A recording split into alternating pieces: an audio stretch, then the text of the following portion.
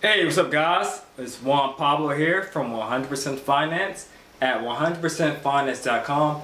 I am a full-time real estate investor and entrepreneur, and I don't work in a 9 to 5. Alright? So this is a shout out to all my subscribers and to you people who happen to search me for the first time on YouTube.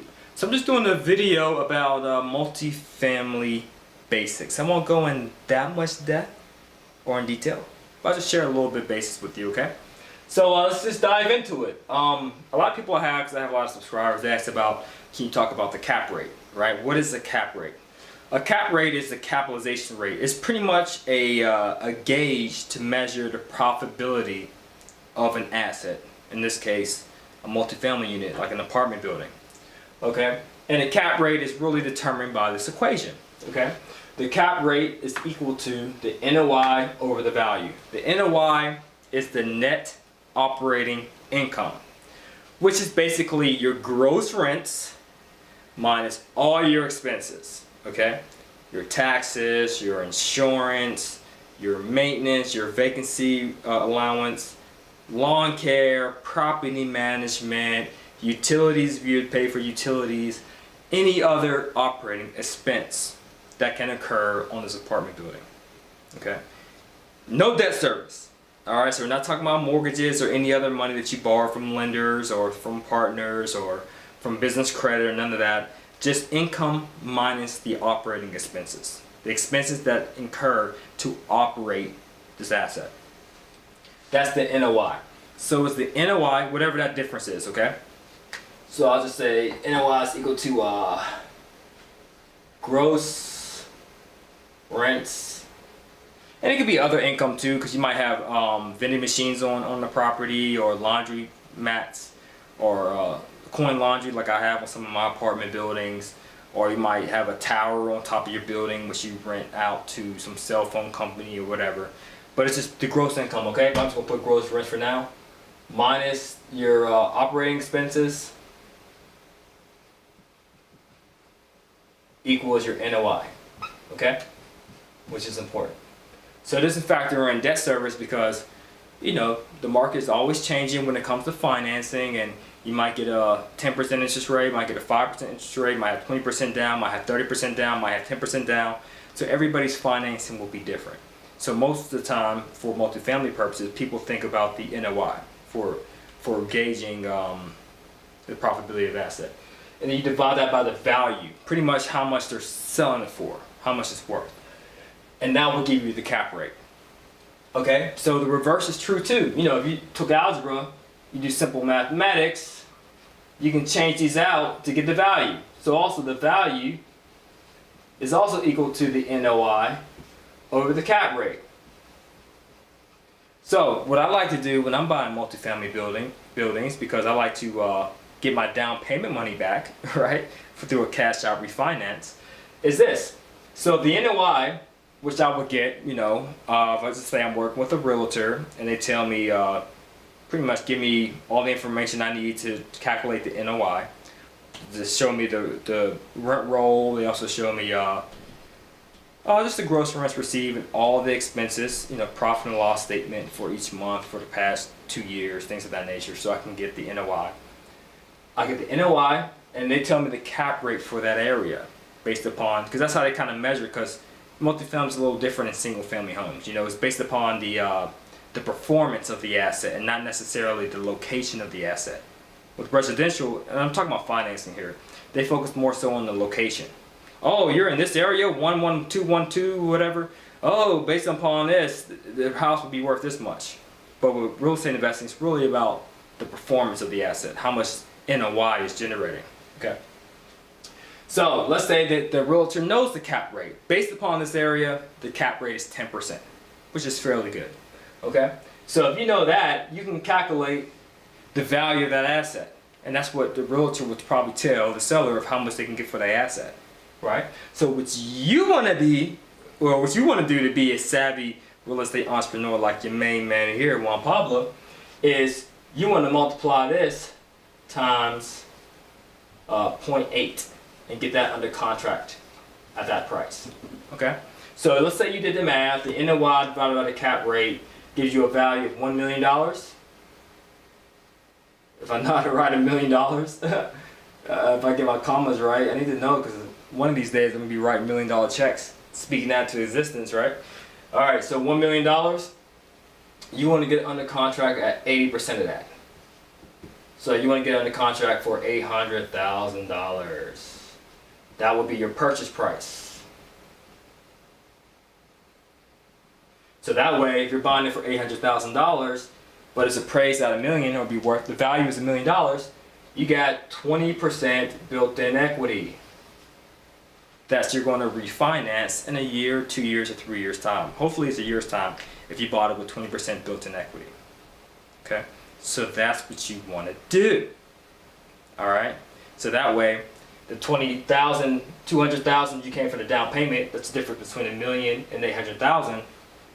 Hopefully you got that the 100% finance way. You know, you're borrowing 100% of the cash to buy this income producing asset, an apartment building. You either got it through business credit or through partners or IRAs or savings, whatever you got it without using your own cash. All right, so that way you can cash out the equity, which was again 20%, which is 200,000 in this scenario. And you take that same 200,000 and you pay all those people who lent you to borrow, who lent you the money, so that you can get into this asset. So you're now on this asset 100% finance. And guess what your rate of return is? Infinite! And make sure you're still cash flowing. This doesn't make sense doing all this math if it's not cash flowing, but that's another story, all right? We're just talking about some basics right here. All right, so that's what you want to do with the cap rate. Now, what I like to do, I have A, B, C, and D.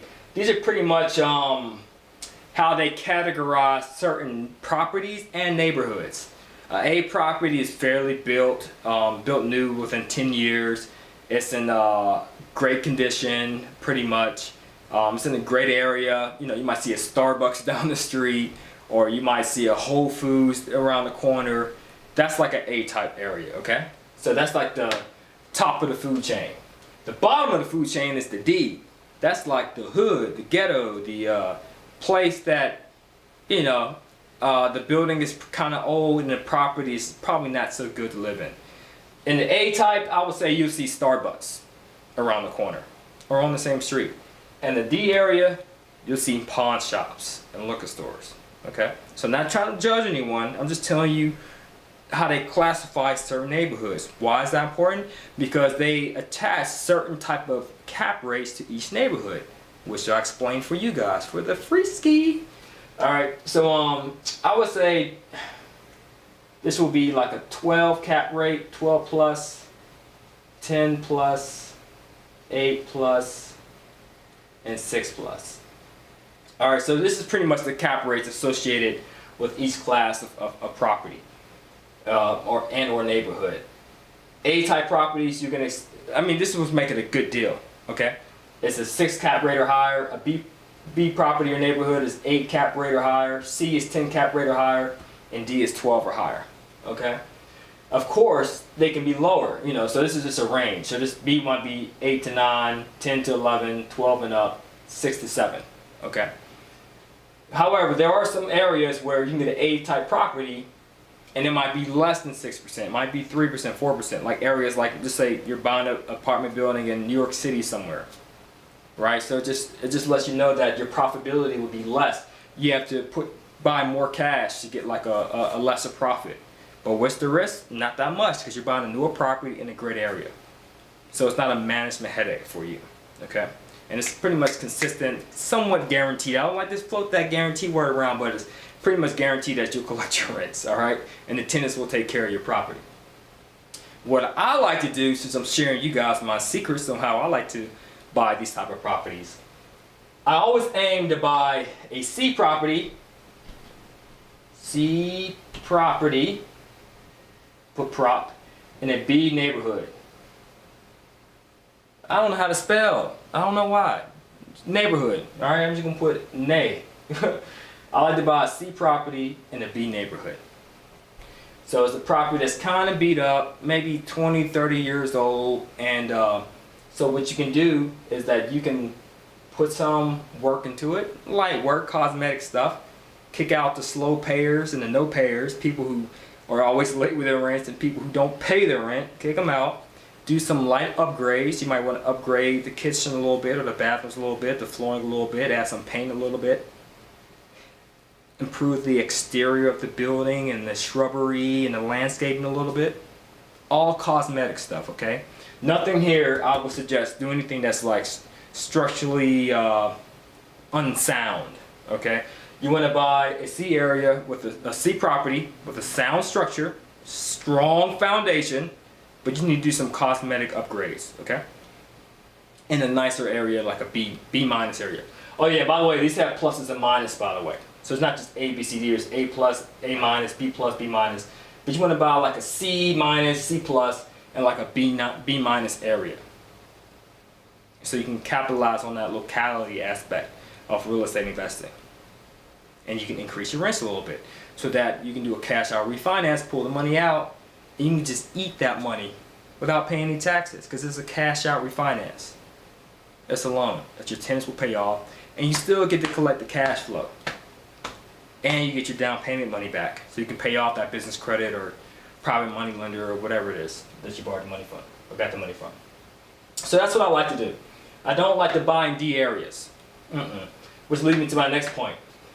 I normally buy properties that are C properties, right? So the income for these tenants is pretty low. They're pretty much like blue collar workers. I like to invest in someone like blue collar areas, right? Maybe a very low B or high C. But it's a C minus C area. It's low income. So I get Section 8 tenants, which is fine. Why? Because I get that money guaranteed on the first every month by the government. And not once has the government ever been late or didn't pay me or had to take the government to court. It's guaranteed. And that's what you want, especially if you're buying properties 100% finance, which I teach the 100% finance way. You need to make sure that you're getting pretty much close to 100% of your rents coming in, all right? So low income is fine, all right? It doesn't have to be a high income area or neighborhood. But the C is for crime. The crime has to be low, okay?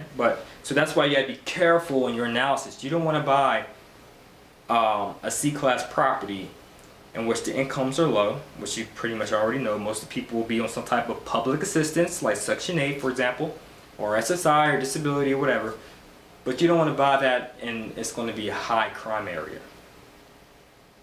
That's a headache. Ask me how I know that.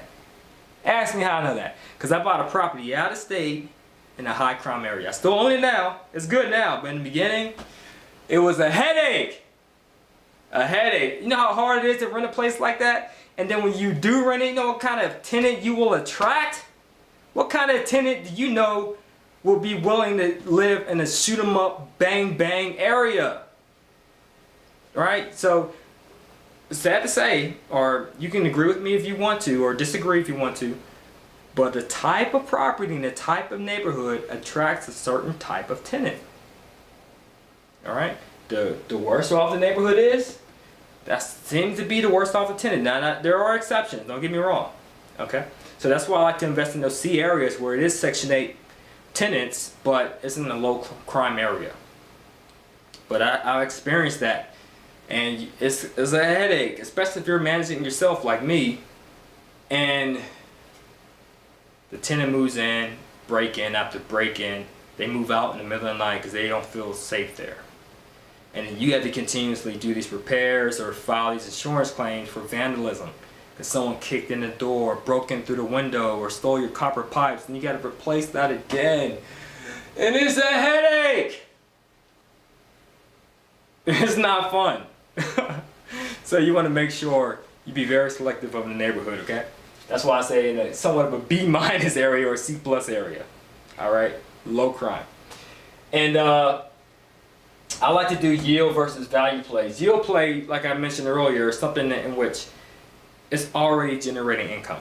So I like to buy multifamily properties like apartment buildings in which is 100% occupied. I love that 100% because I like to get all of it. Not one thing missing, nothing broken, 100%. 100% finance, baby. And that's what I like to do. So I like to do yield plays.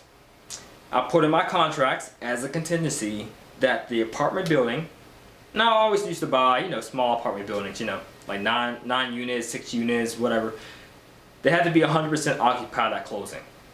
So that way at closing, and I normally like to close in the beginning of the month, like the first, the second, and third of the month, because I get rent prorations for that whole month. So for example, if I close on March 2nd, I get the rents from the 2nd into the 31st of March. It's prorated, so it's less money you have to bring to the table as a down payment. And I also get the security deposits prorated, right? So that's a good thing. So if I had a 10 unit, I would get those 10 units rents, you know, based upon the leases that the seller already gave me, and the security deposits, which also is reflected on the leases and the rent roll. Okay, so that's why I like yield plays. And banks like yield plays. Lenders, commercial lenders, they like to lend money on properties that are, I would say, 85% occupied or better.